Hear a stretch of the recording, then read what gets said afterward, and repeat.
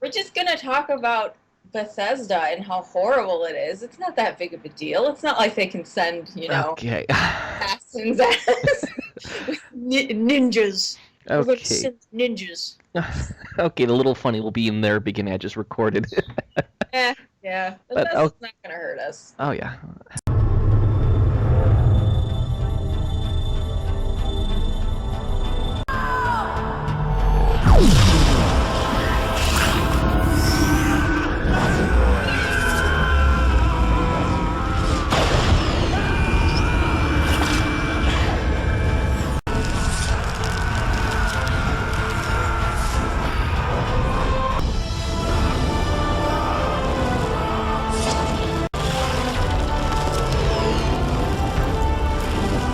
Hello, ladies and gentlemen. I have NC Clark with me, and we both agree, and we both have a thought on Bethesda, and its Yeah. and its wonderful practices. And one of them is, have they? We really don't think they've actually made a fucking complete game ever. Well, can I say something about the whole thing how this question came about for me was the fact that I played Skyrim. And after playing Skyrim, one, it's overpowered. You're overpowered. I don't know why they did that, but I'm Dragonborn. People should love me. People don't love me. But you're playing it, and it's like, is this finished? Is this done? This is the biggest question of them all, though. Play any of their games, sit down and actually play it. There's a start, but there's never a finish. Would you ever play a Bethesda game that does not have DLC or a mod? And that's, I think, the most important question here. And I have yet to meet anyone who has said no. Unless you're a console peasant who's screwed out of that shit. Yeah, we don't talk about them. They're dead, right? They're extinct. Oh, sorry. Well, I guess Brian's screwed out of that because he's a console guy. But no, I agree. Is that of all the Bethesda games, you start looking at them, they have an interesting start. Skyrim, I think, is the worst start of them all, at least in recent memory. Just get the DLC or the mod that makes it so that you can choose Start your own anywhere. beginning. Yeah, you can start it. You can be a vampire. You can be a thief. You can be whatever you really want. Oh, I personally, Bethesda has a lot of problems with its game design and actually designing games. They just make generic games that people are addicted to. I think they take Skinner box theory and make that a fundamental core. But this is the thing, and this is where my question actually was born out of. Seriously, though. Remember when there was this rumor going around and everyone was freaking out because Steam was going to make it so that you had to purchase mods. Mods were not going to be free. What did Bethesda say? They said they wanted a cut. Oh, yeah. They wanted like 50% of it. Yeah, and I sat there and I went, you don't deserve a cut because you've never made a complete game. They haven't made a finished product. Is it not true? Am I just bullshitting here? Like, seriously, I don't. Well, I know there are going to be Bethesda fanboys and fangirls who are going to get their panties in a twist and scream at us, but the only game that I think Bethesda proper came close to making a finished game was Morrowind. And I think it's because after lack of a better term, I know the Daedra are not technically gods, but I'm going to phrase them because they have godlike power. They're so powerful.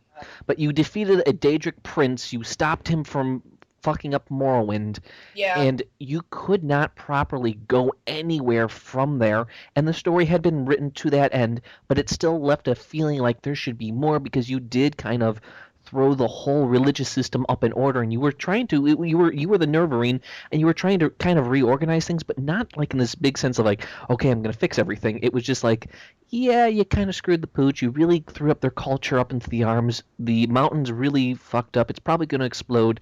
Have fun. Like, oh wait, that sounds like another cool story to continue with and finish up as an epilogue. Yeah. I mean, that's the only one that came really close. You look at, what was it? Oblivion. You come to that end.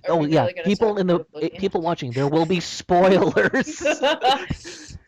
But you look at the end of Oblivion, it's like you have this whole quest, and first things first, the quest of finding the Captain Picard's son. Yeah, Captain Picard's con with Sean Bean, who's gonna die anyway. Anyone who knows his acting career, yet you Oh my die. Like goodness. he comes in, you kind of are tagging along the whole entire time. You don't actually have a true story for yourself. You're just kind of like you're the guy who's doing the grunt work, but never gonna truly be properly remembered. The guy sacrifices himself, stops the Daedric invasion, and if it had ended exactly right there, and like cut off going Hmm. there end cutscene credits, I would have been said, okay, that's not bad. A little lackluster, but okay. And then you start talking to people, and you get the first line you get with one of the people after they find out Jeffrey is dead, the Emperor's son. Yeah. What are we going to do? We'll be thrown into chaos. It's like that's like a perfect second act or third act, like the very end to tie everything together. I'm just it's like why couldn't you just like stop at a specific point?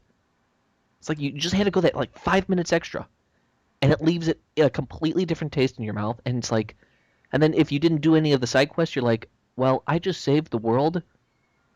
I'm gonna And fight in that's the it. arena. It's Yeah. like you don't have this power behind you, and yeah, it's everything. And you were gonna say something? And now it's just like it's so thank God I dodged that bullet. FYI. I did not play Oblivion, but I saw Let's Plays for it. A lot of Let's Plays for it. And yeah, it's very lackluster. Is that the appropriate adjective here? Yeah, lackluster probably would be. And you know what the funny thing is? I know they can make an ending. If you look at the Probably, yeah. look at the DLC for Shivering Isles with Sheogorath. That is one that actually has I would argue, a proper ending, and it makes sense. You pretty much turn into the Mad God yourself if you go down the DLC's route, and it ends. That's it. Boom, there, finito. Or at least from what I remember, because that's how far. That's how far they are. And that DLC, what made it great wasn't really. It was the universe, and it was just a side story. Yet again, not a full blown story. And Bethesda, I mean, the DLC issue, not DLC, the mod issue with the paid mods, that's a terrifying notion because most modders fix Bethesda games, not just with patchwork, but actual content. Because I agree with you, I don't think I've had an actual game from Bethesda that I haven't modded to Oblivion and back. Yeah, I mean, even when it comes to and I'm not talking about just the story, I'm talking about just the graphics, Hmm. even. Every little detail. I'm telling you, play Skyrim without mods. Just play it without mods. That's a threat, and that's oppressive to do to Play people. it. No, I'm sorry. Oh gosh, I'm so oppressive. Uh, just play it without mods. I dare you. Play it vanilla, and you'll see how Be a boring console it peasant. is. Yes, a console peasant. The peasantry. Pew Oh pew. yeah, I worked my way out of that peasantry. I got a PC, and as soon as I put my first mod into those games, I'm like, I can't go back. It's a completely different experience, which is why I've never understood the reviews for Skyrim, why they were so high. Were they working off of the just the vanilla? Because that's what that I'm Hmm. assuming that's what they were doing. Well, every single one of them worked off of the vanilla. I mean, the Then that's a lie to me. That close to 10, that 9 point whatever, point 9, that's a lie. That has to be a lie. my Because highest the game rating is would be a not that seven at great. most. It's a Type. 7. It's a solid 7. But it's not a 9.99999. Oh yeah. It's not. What was I think the best description is the weapon, the whole size of an ocean, but the depth of a kiddie pool. That's all it is. It's a large place, but it is dead and empty. It's soulless. I I'll mean, tell you how soulless it is, and this is just my anger at it. You're Dragonborn, right? Everyone should like you. Everyone knows that your breath is powerful, you're OP in this world. Gods meet you and talk to you and everything. But no one gives a shit. Not a shit. And when I mean no one, I mean no one.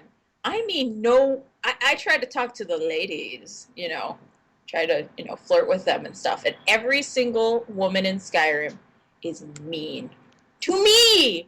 I'm you haven't Dragonborn. you Like haven't Fingers me home, baby, who could I say do?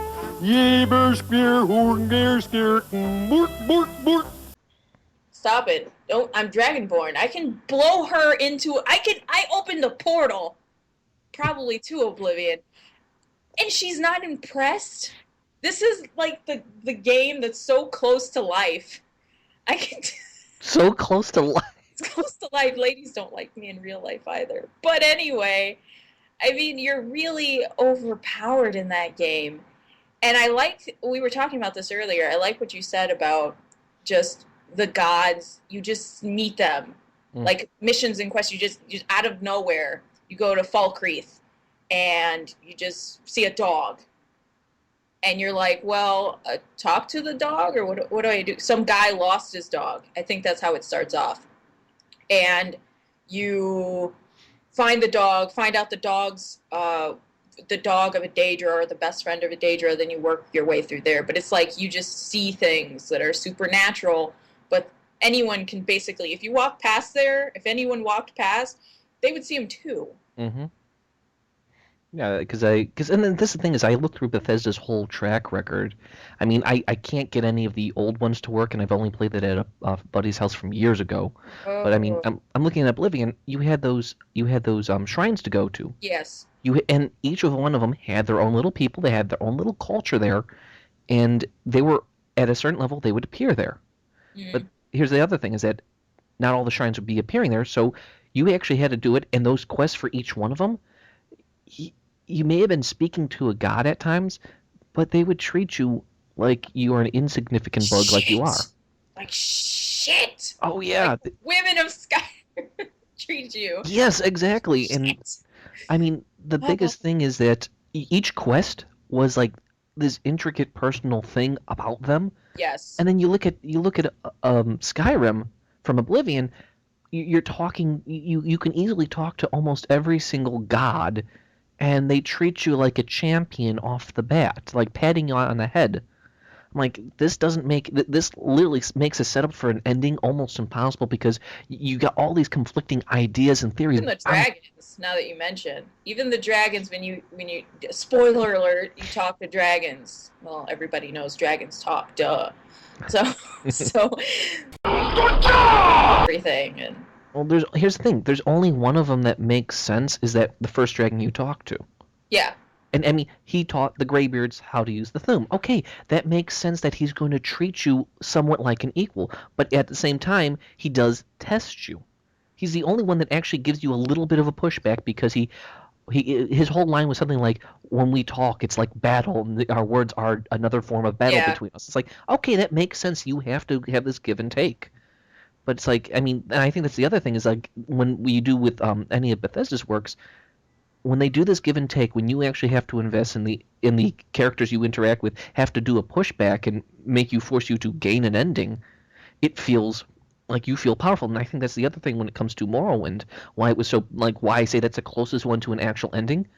You have mechanics that are not the easiest, so you have to worry with stats. Exactly. And you have to earn every little step. You have that whole side quest, or not side quest, but the actual quest of going to each shrine, which is a ordeal unto itself, a struggle. Can I just interrupt here too? The Hmm. environments in Morrowind so much more interesting than Mm. Skyrim. Oh So yeah. much more interesting. I never would have thought of a mushroom. Didn't they have like mushroom houses Yes. and stuff? It's like I never would have thought of that. That's super cool. But yeah, 1 second, I gotta pause. Okay. But you were talking about the the mushrooms. mushrooms, like different environments that I never would have thought. Like Skyrim had that too, but you have to. It takes a while. You have to go to the Dwenmere. The Dwenmere are like the only thing that I like that environment, that world underground. Oh yeah, they That's actually have dwarves. beautiful. Yeah, they had.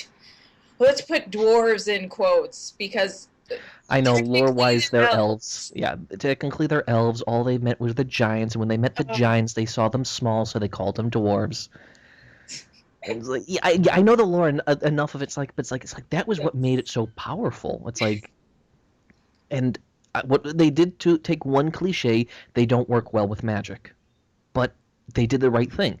You have all these Dwemer artifacts coming to life. You have all yeah. these robots, and any of those quests, even those side quests, they felt like a complete story.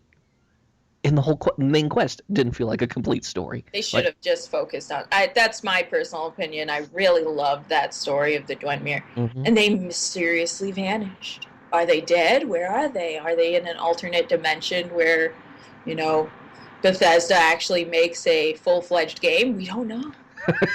In an alternate universe when Bethesda doesn't fuck itself so When it hard. doesn't, and I think the greatest example of that is Fallout 3. Now, Mm, I played all of Fallout 3, and I knew what the ending was sort of kind of going to be, or at least that it had an ending and everyone hated it. mhm. But I have DLC and mods.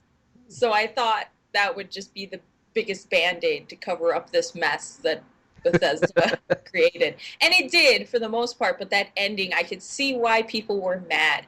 Because the moment Bethesda has the opportunity to create a game, have a beginning, and then have a finish, it fails. And then Mm. it recognizes its failure and says, we'll let you do basically whatever you want after it. You don't actually die. You don't actually sacrifice yourself in this giant cliche that you can do. And so, Oh yeah, I mean, Fallout 3's ending is it was I think the one thing that would have made it all well if you had Fox with you and you would let Fox go into the reactor. I mean, like that's all you needed to do to make it end. that's true. It's But like yeah, you didn't need to. It's like I'm gonna sacrifice myself. I have a super mutant where radiation heals him, asshole. Like all you have to. He's not even a stupid no. super mutant. He's a smart one. So it's like just tell him to press a button. Yeah, pretty much. Oh, that DLC afterwards was like, I mean, the DLC that didn't deal with the Enclave was fine. It was its own little contains a story. It was just a side quest. It made sense. It, Which one? I'm trying to remember. Is that the one the you have Point Lookout, which was the hillbilly. Yes, I did that one specifically. Oh man, there's Well, that's all I remember that is the was a hillbillies. wild ride. Oh yeah, that I mean that one I love that one for how crazy and silly it was, Mm. but it made sense. I'm trying to think of it. Broken Steel. All I remember was just too many fucking bullshit action scenes that don't fit in the universe, and an ending that, quite honestly, anyone who knows Fallout lore, it's like this doesn't make sense. Brotherhood are not like this. Brotherhood wouldn't have this power. How the fuck do they have all these vertebrates? Like they have a walking tank. Like, are you trying to be Call of Duty with shitty?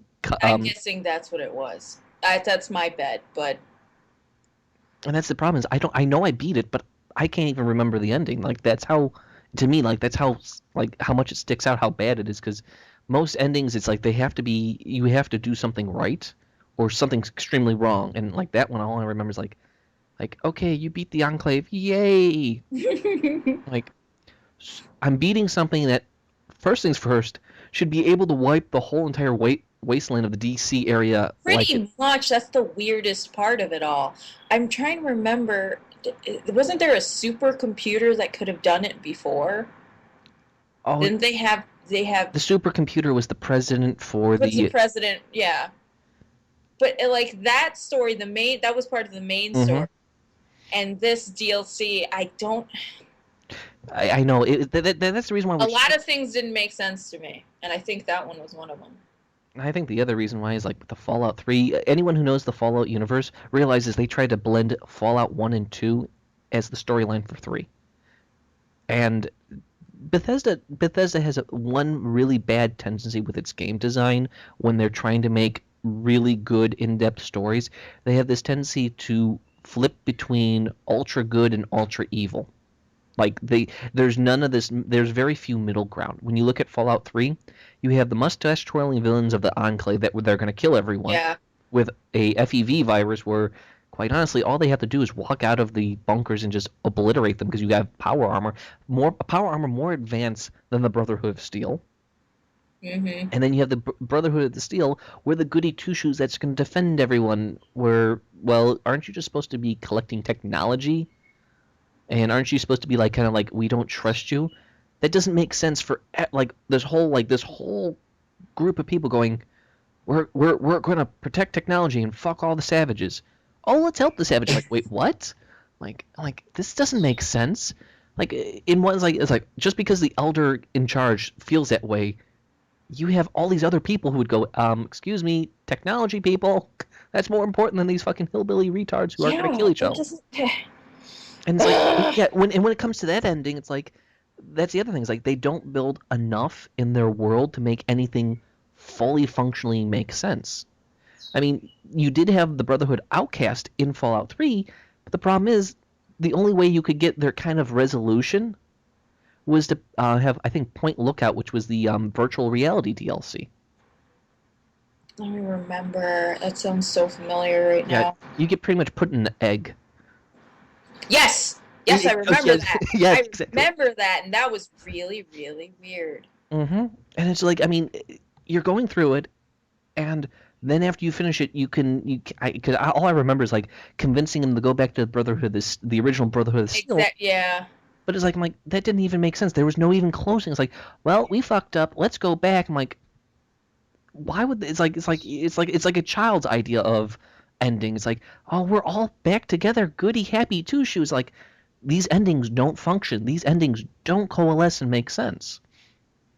And I mean, I admit I did like the DLC of the virtual reality idea because you actually got to see Bethesda try to work that war zone out, try to work things out. And it's like you could see their ideas molding and forming. Yeah, they were working with like human psychology, what different vaults would do to combat this sort of problem that Mm-hmm. they're facing. Vaults, and I'm just like, ah, I don't know how they could have resolved it. Really, I really That's don't. I don't think that's the thing is that Racking my brain, just. well, that's the problem is I don't think they can I don't think they have that talent to do it because they get Ooh, yes, I'm gonna say that I don't think they have the talent to do that don't because say that. That's mean. yeah, I'm gonna be mean. This is a company. They can go suck 11 because they have to be able to suffer. Oh, don't say that. There are gods and gods. Oh, Bethesda, I'm sorry. Obsidian Entertainment's the one that I will worship a lot more because they actually made an ending that made sense with Fallout New Vegas, which I know you haven't played, but you said you will in the Wait. future. Hmm. I will hold you to that and I will call you up and make sure and have a discussion on what you thought of it. Yeah, I hear it's awesome because I'm a big fan of robots. I got the mod in Fallout 3 that allows you to be like a tinkerer. So you can build robots and like mess with robotics and stuff like that. Um, and I hear in New Vegas that's basically what you could do as well Yeah. to a better extent. Oh yeah, you can do a little bit of tinkering here. And that's the thing is that I also think Bethesda, at least because after Morrowind was created, a lot of the writers and developers left, not because they were hating the company, but they felt like they could move on and do different things. And you can see this change Sure. from Yeah. Morrowind to Oblivion to Skyrim to Fallout, is that talent that was originally there went away. And without that talent, they lost a lot of their nuance that could be in there. And Oblivion, which was the original guys who made the original Fallout 1 and 2, you see that in New Vegas that they understand the psychology that goes into the vault, psychology that goes into people, what they're trying to do. They understand that when you build this faction, each faction has their own certain beliefs and ideals, and that they're going to do it in this environment, come hell or high water. And when you end a game like that, you have this satisfaction because either they succeeded or they failed, and there's that response of the consequences. Oh my God, this faction has to deal with the consequences of failure. You look at because if you look at Fallout 3 or any of Bethesda's ending games, any of Hmm. their faction endings, it just even though they do take a slideshow like the original ones, or they kind of like wrap it up, each faction doesn't have this like satisfying punch because they didn't have anything satisfying throughout their whole thing. Skyrim, for a prime example, the Stormcloak Stormcloaks, and the yeah. Imperials. They boiled it down to two simple ideas: religious freedom versus racism. That was the most bare bone basic difference between those two. The problem is their racism for the Nords were bare bones. Oh, we don't like people. You have to be Nords. But there's no nuance. There's no seeing how they turn this way in a real sense that you can actually understand it. And the Imperials, I mean, hell, the Imperials were the only ones. The reason why I had a hard time siding with the Stormcloaks wasn't because they were racist. It was that there was no justification for the racism. Even Exactly. there was There no wasn't. nuance. Because I looked at the Imperials, I sided with the Imperials almost every single time for one Me simple reason. too. Hmm? Myself as well. Hmm. Because there really wasn't any There wasn't a choice. justification. There wasn't a choice. And what, like, I get it. I get the Imperials are trying to Survive. basically survive, but they're keeping your land together. Hmm. They really are. Exactly. And heck, What it, would the Stormcloaks have rather done? well, that's the What other thing is that they knew that the Alteri Dominion was going to slaughter the humans, exactly? and So without rather, Skyrim Sword, what would yeah, they do? yeah, What would they do? They had no other solution. They had no other option, hmm and they were just racist for being racist. Like it, there was no reasoning behind it, at least, and especially toward the Dark Elves. Which yeah, why would you be it's the dumbest thing. Why would you even invite them in your town? Which town was it? It was a beautiful. I'm trying to think. Was it Helgen? No, Helgen got destroyed in the beginning of the yeah. game, I think, and then it's near there. Oh, You know what town I'm talking yeah, about? it's where Ulfric Stormcloak because they have the Gray Yes, District. yes, yes. That town specifically, they say they're racist, but they still have. They bring them in. They let them come in. They let them in, which didn't make Sense. sense to me because they were Because you don't supposed. even have a little scene of a guard beating them down to actually like give this hint there's oppression or actually problems. No, they had a scene when you first enter. They did? Where yes, they do Okay. of just a female dark elf Oh, okay. getting harassed, but she Harassed. wasn't getting hit. She wasn't getting anything, and they have their own area in town. Now, I'm saying that's not the greatest situation for them to Okay, that's be in, probably I now I remember what you're saying. Yeah. but Okay, fair to enough. make I as may. staunch and as horrible as they were trying to make them out to Mm, be. Now, I'm saying they're idiots. mm-hmm. I'm not saying they're awful. They're idiots still. They're just douchebags. It's like that. That's the thing is Without they're a not. plan. Douchebags without a plan. Mm-hmm. Yes, and I think that's the big. I remember when you. Yeah, now I remember when you pointed out because I remember coming in, and it to me it just seemed like more of a spat between neighbors than an actual Yeah. like oh my god you're racist I hate you. It was just like you're an asshole in the neighborhood. Get the fuck out of here. Hey, I have a right You to be just here. ignore it. Half of the stuff that happens in Skyrim, I think you can just ignore it. You can just Hmm. walk past it. There's really, oh, there's a dragon in the sky. Oh, let's just walk this way. Exactly, and and that's the other thing is you can ignore so much, which is wait, it's a strength for the game, but a massive detriment because there's no incentive to like figure this out. There's no little interesting side story because I mean, because every single time I played, it's like I go to Sovngarde, I go for do this place. Mm-hmm. Why is this important? Like, I'm dead. I'm in the Hall of the Ancients, drinking mead with them, but they're praising. I'm like, what the fuck? And then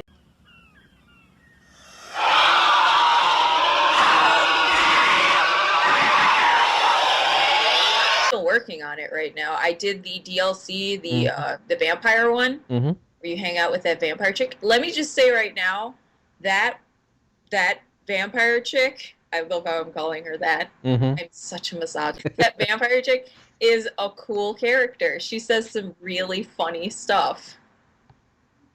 And she's interesting. She was, I think, the only female that was nice to me, at least somewhat, in that entire game. Oh man, but I mean, I think that's the issue is that Skyrim or the Elder Scrolls they've been relying on this overly epic story, and when it comes down to ending, they didn't build anything up in the long term to make it overly epic since Morrowind, I would Let me argue. just say, I'm going to guess the ending. It's probably going to be you kill the evil dragon that's been resurrecting all the Yeah, other dragons, and then you, I don't know. I can't remember if Parthenox, You, which was that dragon that taught you, asked him yeah, to kill you. I mean, that's how I was like that was the only interesting character because it was a dragon that was actually helping humans, and he used to be a lieutenant for the evil dragon. evil dragon, the dragon of evil. Yes, and I think that becomes the major problem is that they have these epic set pieces, but there's nothing epic about them. It's just all visuals and all you're doing all this action, and you don't even have mechanics that support that epic nature unless you add mods to it, and that's Again, you will not play that game without mods. You can't. There's no way. You can't play a Bethesda game without mods, which brings me to this weird point. How do you feel about Fallout 4? yeah. Le Okay. epic sigh. Yeah, the epic side because I'm a major Fallout fan. I came at it at Fallout 3 and I enjoyed it. I thought, oh, it was pretty good. It was interesting. Dude, I And like it too. I Out of was all like, the well, games here's the thing. I played it on the console without any PC stuff. Ooh, so you're a peasant. You're Bloody peasant!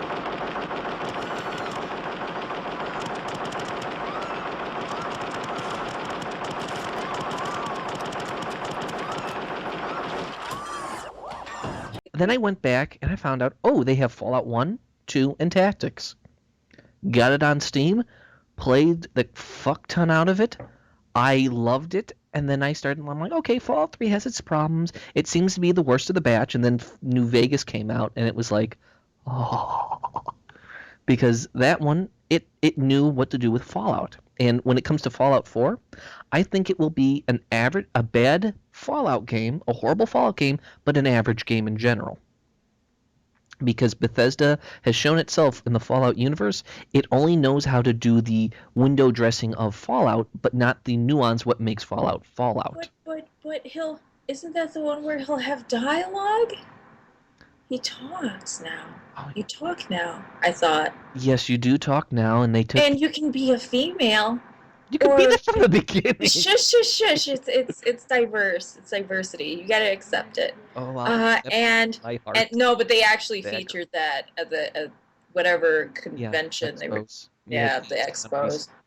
But no, I mean, like the most recent one. I mean, you look at what they're showing. They're showing an action game with a Fallout skin.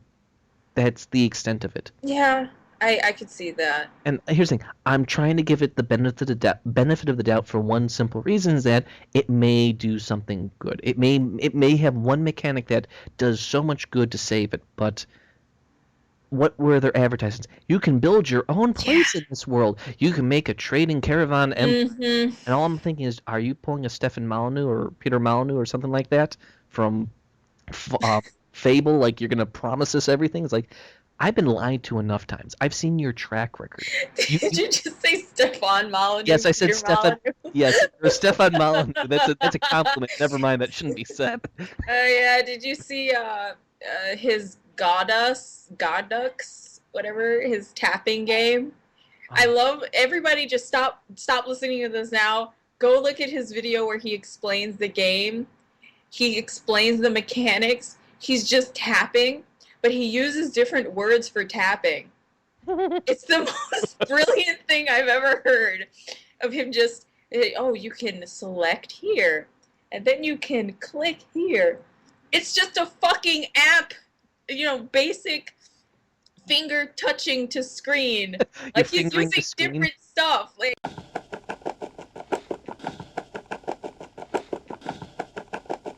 move land this way and move it this way. And I'm just sitting there and going, you are a brilliant motherfucker.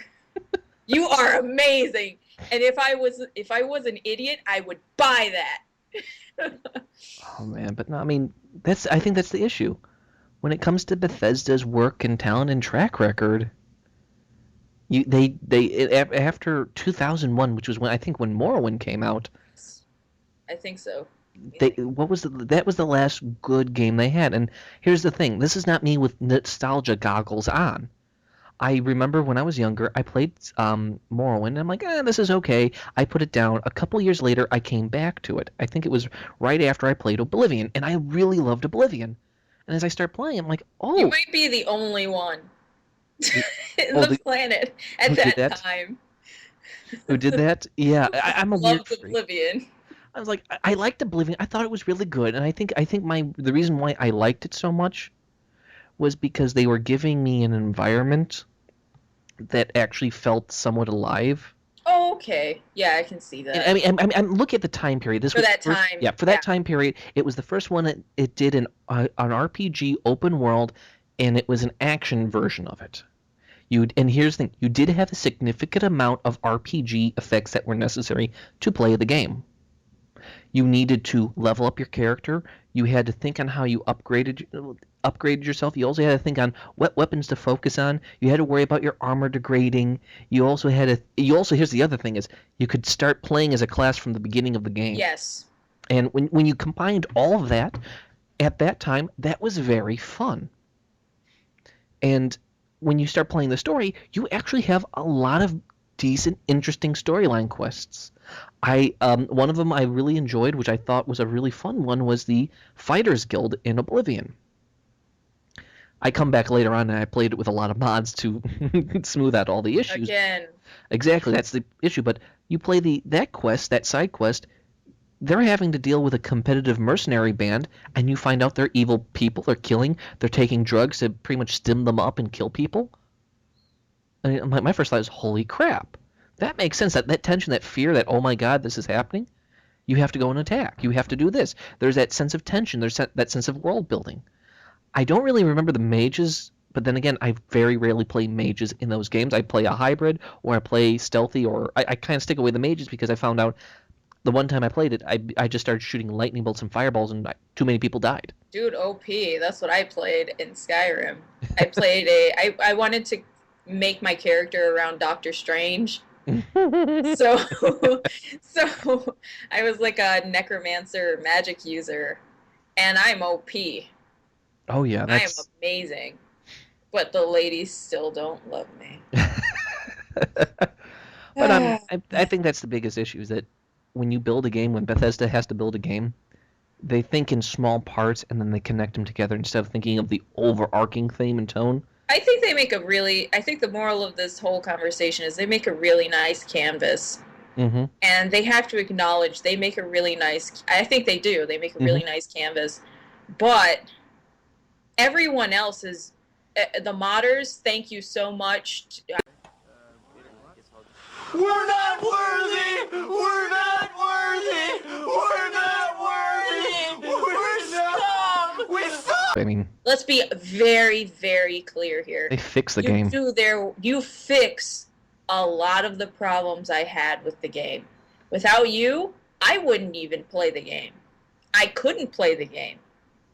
So, thank you to the modders. Thank you to whoever makes silly DLC. Oh yeah. I I mean, I think that's the other Thank you, issue is that when you're talking about making a finished product, there are mods that you have for these games that are either entirely a game unto themselves, Yes. or they add something that enriches it far beyond what Bethesda could ever do. I mean, there's DLC, and specifically they're doing two DLC. I'm saying DLCs, but two mods. Fallout New Vegas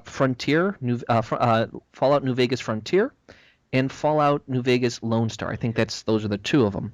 One set in Texas and one set in northern Seattle-esque Canada land. And it actually, you can see the story they're going for, and you can see it from the beginning that there's going to be an arc, a beginning, a middle, and an end.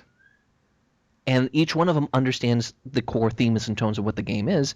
And I think Bethesda has forgotten their own themes and tones when they do a story. That's why I don't know about Fallout 4. Yeah. I don't know. I won't hold out. I won't hold my breath. Let's just put it that way. Because of the presentation. Mm-hmm. That presentation was all about. I got a feeling it was about diversity. It was all about just a wink and a nod. Hey, ladies, wink, nod. You want to see what we can do? Look, he's talking. Your character talks now. I think the biggest issue when it comes to Bethesda, what they've done, after Morrowind, they started chasing trends. Yes. More than anything. Yeah. Because this most recent one, I can actually give them props. Okay, you're going to do voice dialogue. If you looked at how the dialogue worked, it was more cut down than Mass Effect 3 dialogue.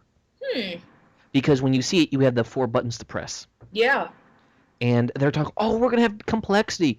I'm like, if you actually look at Fallout New Vegas, you will see complexity of dialogue. There are tons of missions you can complete if you have a high enough speech check without firing your weapon at all. Dude, in Fallout 3, my speech was amazing. Mm-hmm. I picked up, I think I was in like DC, and I picked up a politician's wig. I Mm-hmm. put that thing on, and I was like the greatest speaker on the planet.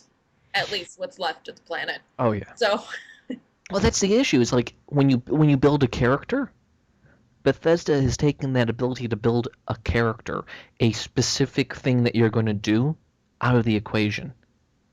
And that's a good point. because you see it, okay, and as I'm a historian, I'm a history teacher, so I look to the past first before I make my judgments on it, and you see the track record. You look at Morrowind. It's a hardcore RPG. You Mm-hmm. have all these stats. You have to think. You actually have to pre-plan what you're going to do. Okay, I can see that. Maybe it may not be for everyone. You might need to make some tweaks and changes. Oblivion rolls around. You still have the classes. You still have all these little RPG effects that you can actually make a character the way you want to. From the bat, you can actually start tweaking and doing what you want. Okay, it makes sense. You already got a pre-plan that you can do with. Its leveling up system was screwed the pooch harder than ever, but I mean, like, that was the only one where you actually had a pre-plan almost to a psychotic degree to actually get a proper level up so you wouldn't be killed easily. Skyrim rolls around. You don't have any classes. You don't have any true dialogue talking points that you can actually manipulate or change characters. Like, even though it was horrible in Morrowind and really not so good in Oblivion, you can actually manipulate characters by talking to them, by bribing them, and doing all these things to actually pretty much grease the wheels to have a conversation go in your end and get more information out of them. When it comes to Skyrim, there's no option. There is, okay.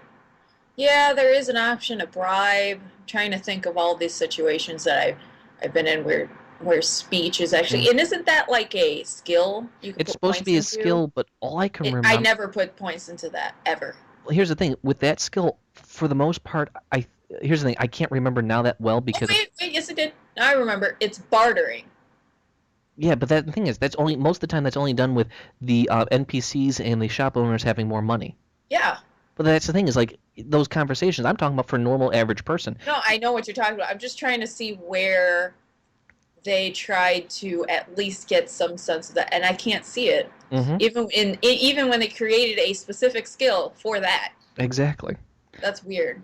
That's Well, really weird. that's the thing is like Bethesda's done the stripping out. I understand from Oblivion and Morrowind. I can understand that change. That okay, there's a little bit of changing with the times. That it was like okay, we see how it's going. We see that to make an RPG action hybrid that makes everyone happy, but realizing okay, our primary audience is RPG fans.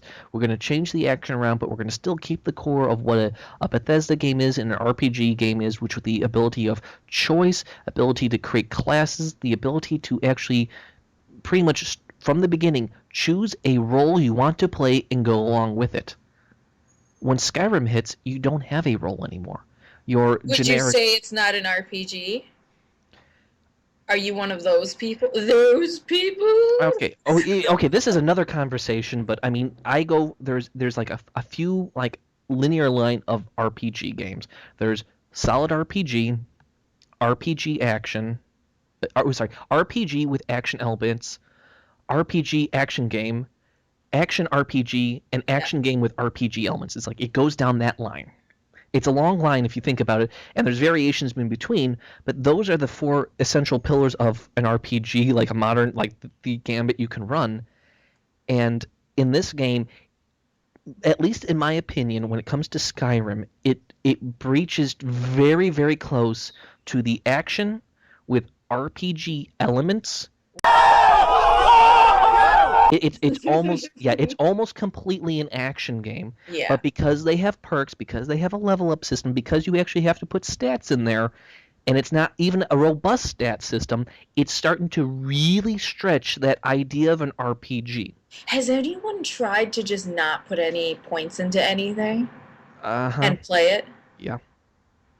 I wonder how that turned out. I think I should do that and see what happens. The game does become harder, But you don't. Hey, I mean, The problem is, it just everyone starts leveling up, their stats start going up, and you're still fighting with a dinky weapon. You do get, I think, even though you level up, I can't remember if you have to press it for to register that you leveled up or not. But the enemy's that weapons. would be really stupid. Yeah, no, but you see what I'm saying? It's like, Yeah, I know what you're saying. Maybe I should test it out. I'd have to change everything to vanilla yeah, well, and then test it out that way as basically almost a control. that's the issue. Is like you're not only handicapping yourself, you're really screwing up any semblance of a working game. It's like and that's the other thing is when you start doing that, you start realizing a lot of the issues that comes with a Bethesda product. That when you move away from the RPG effects, all it is you're mashing a button to bash someone's skull in, and it is a glorified interactive version of Morrowind combat. Yeah, I couldn't play Morrowind drunk, if that's what you're saying. You mean I so? had to be so prepared in that game to know what I'm doing. That game. Well, that's the other thing is like when you. That's the other thing is that when it comes down to RPGs, you do need choice and consequence, and you can also do that with mechanics, and that's a prime example in Morrowind that you have choice and consequences when you start putting stats into your core sets of skills in Morrowind. Even to a certain degree in Oblivion, you actually had to make a choice and think, do I need to put stats in luck? Do I need well, I never put stats in luck, but but do I need to put stats in strength, endurance, willpower? Like because each one of them had a specific stat they would buff and it would help you out in the long term. When it comes to Skyrim, there's none of that choice, even mechanically, of thinking, I have to be careful. I have to think what I do. It's a glorified action game instead of going down the route, which I think would have been a more ballsier choice of realizing, okay, they've left their RPG roots behind so much. Do you remember Kingdoms of Amalur? That sounds so familiar. It was pretty much the guy who was the baseball guy who funded a shit ton of money into it. Yes, into an MMORPG. It Is was it that one? it was initially supposed to be an MMORPG, and then they turned it to a action RPG, and it had a very well fast-paced combat system, which I think if that's the other thing is like when it comes down to Skyrim, they need to move if they're going to remove the RPG, you're going to have to go full-blown action, and you got to remake your engine for a fast-paced action because their whole system is still based mechanically around an RPG. I'm And wondering, have you tried? Oh, I don't think you have tried it because you're anti-MMO. Yeah, Elder Scrolls Online. I've watched it. It looks interesting. I'll give him that. It really looks interesting. I have a guy I know who played it, and I watched his stuff. It's like it looks interesting. Okay, my biggest issue is I don't want to pay 60 bones for a game and pay a $20 subscription every month. Exactly my point. And So. that's what turns me off of MMOs straight off the bat because that's more than just a time investment. That's a significant monetary investment, and I want to play more than just a singular type of game. Because I mean, I'm sorry, if I'm gonna buy that game, that fucking product is mine. I don't give a damn about what your legal team says. That's physically my game. I don't care anymore. And that's the reason why I stuck away from MMOs. And I watched the guy play it, and it looks interesting. It's like it really looks good. It has a lot of good ideas, but MMOs they're still struggling in that area. And they try to say MMOs, RPGs, the lasting style of RPGs is the story, and I completely disagree with that idea because it's about playing a role. There's all these other role playing games that they're pretty old, and the issue is that they're not taking into effect the mechanic storytelling parts of it. They're not thinking that in the long term, when you make a game, there's all these parts that work together. They just think in the modern sense of flashy graphics, flashy cutscenes. Mm-hmm. And with a Bethesda game, I think that's the other thing is when you look down the line why their ending of a game is so shitty and that they can't really make a finished product and a finished ending is because their mechanics are unfinished. They're not it's a premature mechanically made game and people buy it up like crazy. Could you say, now this is just me, put your tinfoil hats on, could you say that it's because of the consoles? You know what? Because they have to cater to both PC and consoles. Here's the thing. And I've seen a lot of games that have now shied away from consoles because, let's face it, you can't really do much on them. Okay, here's the thing. I don't think it's because of consoles. I think most of the downgrading is more of the basic like graphics. Um, I mean, the graphics on a console, again, it's. it's like here's the thing. I do play a lot of console games. That's where I start off from, and there are a lot of good games on. And I first and foremost look at games first before anything. I don't care what system they're on, unless if I have an option between the console or the PC, I will choose PC because it offers me personally a plethora of options if anything goes Okay. wrong. Yeah. And I mean, and I don't think they've numbed it down for console people. I think what it is, I do admit there's a lot more people who are not tech savvy going down the console route, and I think they're chasing demographics, and a little bit. So I do think that they're looking. Oh, we want it to sell so much on everywhere. We don't Exactly need my these point. mechanics in there. Hmm.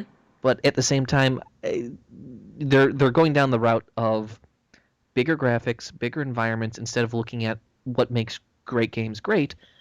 It's mechanics and it's content. Because I'm sorry, Minecraft. If all these modern marvels of games, everyone wants to think it's these environments that make a good game, then that would make Minecraft a crapshoot. It would never have succeeded.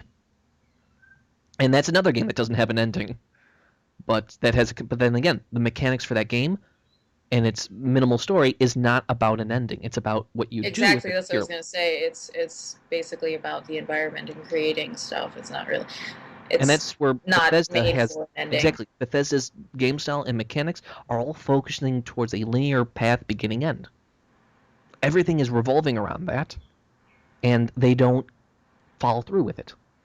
And I think people might be confused when I mean finished product. I don't mean someone. I know someone. I hear them in the back of my head going, "Well, you just don't like the product not because it ain't finished. It's finished, but because it's not finished the way you want it to be finished." Okay, first of all, no.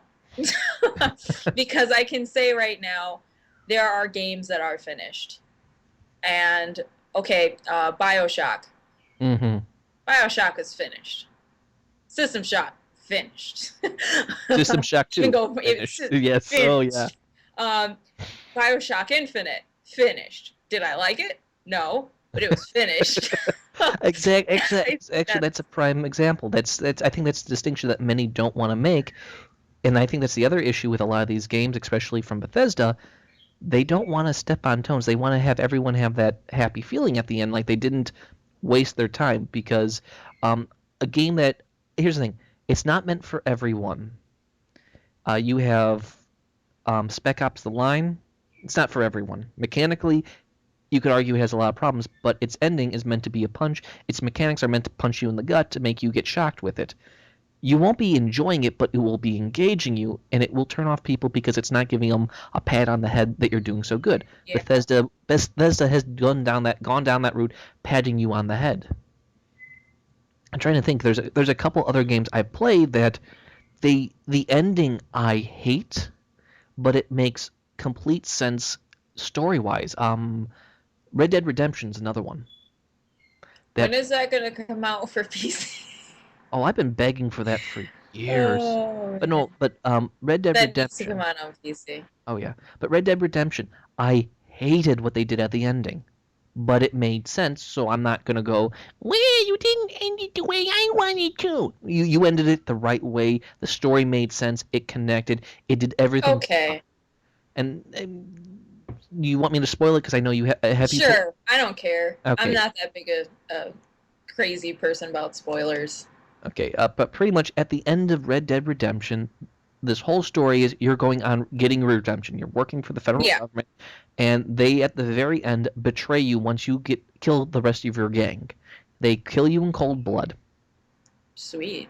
Oh yeah, and it's a gut punch, and you are enraged, and it ends that you die, and the right way of what happens is they do a pull-out shot, and that pulling out shot is the main character's John Marston's son standing at his grave, and you get to play as his son for the rest of the game, or not the rest of the game. The game's over, but you can start playing as him to still interact with the world.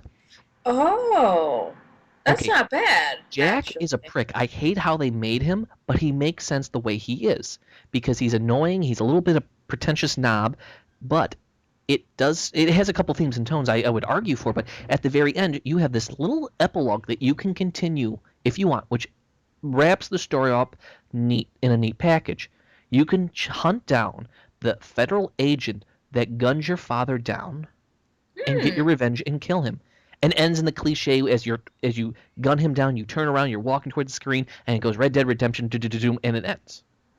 And Yes. that's the thing is, as infuriating as I hate the character, as much as I hate how they ended it, and as hate that they left Jack as the character you're playing with, it makes sense thematically, tonally, mechanically. It's like I hate it. I hate what you did, but that was the right thing to do in every sense of the word. They were willing to kick you in the balls for the story, for the game, because I knew this was the way it had to end. Not for your fuzzy feelings, but for this is the impact, this is the pow, the punch that you need, that we need to give to the player. That is why I have no problem with the game. I hate how it ends. As long as it ends, it makes sense. And a game like Bethesda's games don't do that. They have not had done that really, and the only one that came the closest was Fallout 3, I well, would think. well Or wait, Morrowind, Morrowind yes. because it Definitely cause, Morrowind, but they exactly tried they with tried Fallout I admit 3. they tried in Fallout 3, and that was as I said, I had a problem with Fallout 3. Only one thing, 100%, I'd say objectively was a problem. They needed to give you the option if you had Fox with you to do the reactor or give a reasonable excuse why he could Yes. not do it. Thank you. Give a reasonable excuse. That's all I needed to Exactly. It's keep like that home. it's a one little thing can make a huge difference. And that is why I have as I said, even if it ends in a shitty way, that one little reason why can set a whole cascading effect that sets everything into perspective. Bethesda has not done that, and I think that's another issue. They're afraid to step on toes. They're afraid to piss off their audience and not make them with the gold sticker on their vest saying you did well. Well, aren't you excited for Fallout 4? Oh yeah. This is going to be great. Oh yeah, if you want to, we can do this again with Fallout 4 or any other games. But this is the prime thing. When it comes to Bethesda, they they have potential. Even in their neutered form, they still have potential. They just have to think in the long term, in the grand scheme. When you make a game, when you design a game, there are all these theories and parts coming together. I mean, not to toot my own horn, I'm trying to write my own book on how to actually properly make a good game, theories and tones and ideas.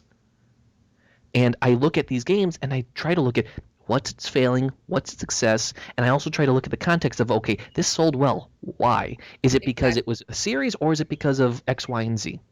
And Bethesda has a track record of so many great games in the press sucking on its tit, but you see all this and it's like you need to understand games have to end. They have to have this closure, or if you don't have closure, you have to end it in such a way that the player goes, okay, I can rest easy even if it leaves it open or a gray area. It's like, okay, I'm done. I can actually put down the controller and say, I succeeded, I accomplished something.